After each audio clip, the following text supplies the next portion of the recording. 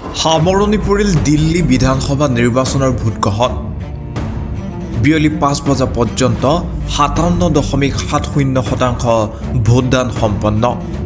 উত্তৰ পূব দিল্লীত সৰ্বাধিক ৬৩.৮৩% ভোটদান, দক্ষিণ পূব দিল্লীত সৰ্বনিম্ন ৫৩.৭৭% ভোটদান সম্পন্ন।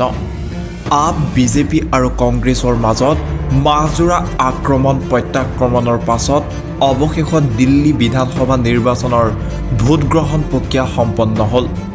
দেশৰ ৰাজধানীত এইবাৰ কোনে চৰকাৰ গঠন কৰিব তাৰ নিৰ্ণয় দিলে দিল্লীবাসীয়ে। ইভিএমত বন্দী হৈছে আপ আৰু অৰবিন্দ কেজৰিৱালৰ ৰাজনৈতিক ভৱিষ্যত। ৭০খন আসনৰ বাবে অনুষ্ঠিত হৈছিল এই নিৰ্বাচন। ৭০খন বিধানসভা আসনৰ বাবে প্ৰতিদ্বন্দ্বিতা কৰিছিল ৬৯৯গৰাকী প্ৰাৰ্থীয়ে। নিৰ্বাচনক লৈ কটকটীয়া নিৰাপত্তা ব্যৱস্থা গঢ়ি তোলা হৈছিল দিল্লীত। নিৰ্বাচনৰ ফলাফল প্ৰকাশ কৰা হ'ব ৮ ফেব্ৰুৱাৰীত।